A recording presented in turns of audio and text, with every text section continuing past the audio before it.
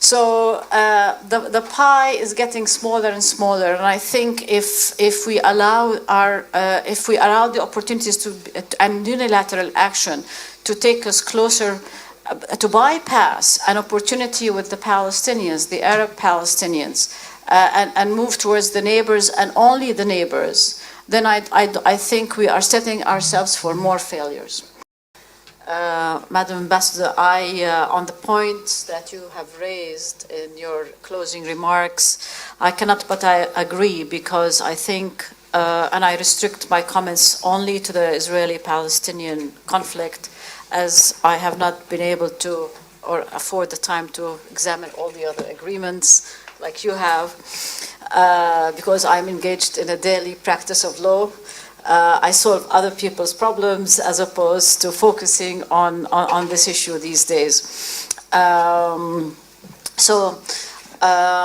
think the Israeli-Palestinian conflict, of course, all of us know, is part of the global conflicts that reign around us and are becoming increasingly prevalent in the Arab world, and we cannot but be part of that entire conflict. And also, as the world order today, rule of law, the international value system, the international norms are all shifting and changing before our own eyes.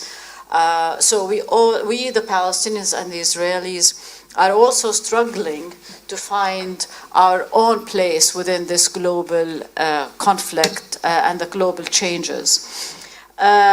Closer to the theme of the session, I think back in the 1980s, late 80s, early 90s, when we opted for a conflict resolution as opposed to a continued state of resolution, we entered the negotiations in good faith.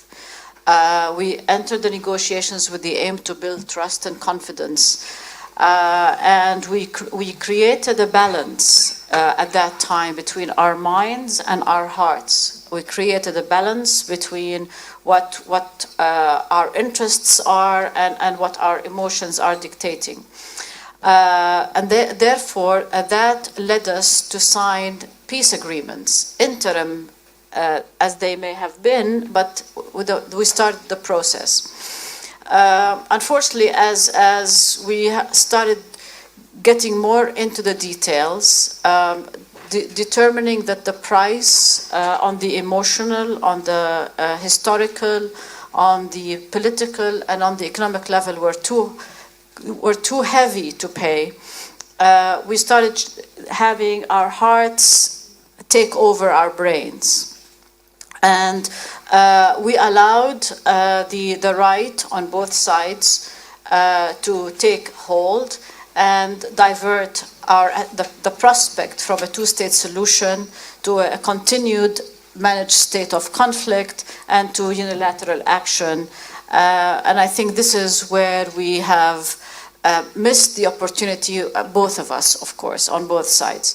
I think going forward, we can and we should regain the balance.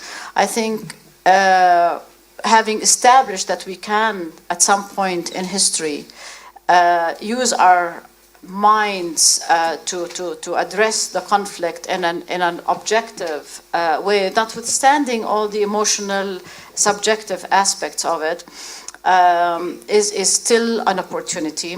How we figure within the global order, within the regional order and the new order, and without having an independent third-party broker that would also help us solve the crises as they emerge during negotiations, is going to be very important. But I think I would say we, the Palestinians, are close to Israel here. We are closer than our Arab neighbors, and I think it is important to maintain that we are the primary partner for Israel, not the Arab neighbors.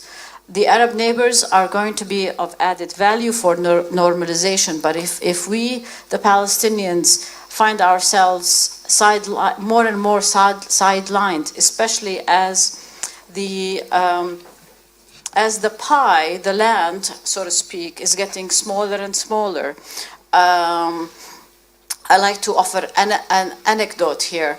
As I was driving with my friend Akram from Jerusalem, we were saying, it's like, we the Palestinians started with 10 shekels.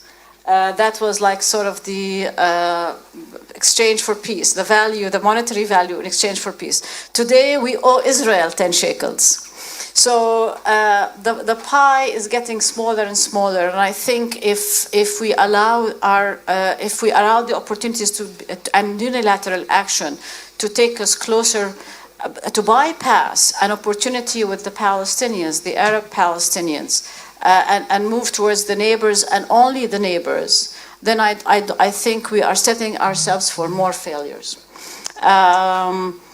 So to emphasize your points, I think it's negotiations, it's compromise, and we have to establish the opportunity again for a long-term peace between ourselves and the conflict.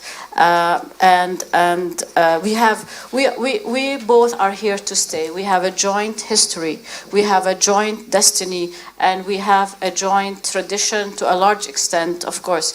So I think it is very important for both of us to look again at ourselves, not at other parties, pay the emotional price, the economic price, the political price, and pave the way to a joint negotiation.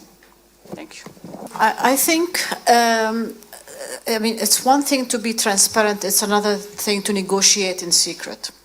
And I think it's up to the negotiators to agree on what information they will share and at what time. So timing, the nature of the information, and the level of detail. I think everybody in Israel and in Palestine, if we were to take our conflict, of course, pretty much knows the issues and understands that we're negotiating over Jerusalem, and of course the holy sites, and over the 4 issues, the borders, the refugees, and security. So I still believe, notwithstanding technology, notwithstanding the right of people also to access information and to know what's going on, I think that at some point in time, the negotiators have to decide when and what do they share. So I believe in some level of secrecy, but not in terms of the fact that they're negotiating. Thank you. I think on education, I agree. It's very important to have education on both sides. I think. I live in Jerusalem, and I go to the West Bank, Ramallah daily, and I go to Hebron, and I go to Nablus, to the courts. I can tell you there's incitement across the board on both sides. There's also a systematic policy approach to rendering each side, on the one hand, a victim, on the other hand, an aggressor. So I think I agree that starting early on in the schools, starting early on in the schools would be very important. On the U.S. role, sure, the U.S. still has a role to play. I think we all recognize that, and we recognize the role of other states, both regionally and internationally. However, it would have to be an honest, fair engagement. We, the Palestinians, cannot continue to be treated unequally and to be treated as a lesser partner in the peace, in a potential peace agreement, in a negotiation with a broker. I think to some extent the U.S., especially with this administration or this president, has rendered itself less credible, less credible in brokering a peace agreement and in a negotiated settlement. And if they wish to regain the broker role, I think credibility will be very important, and they would have to establish it.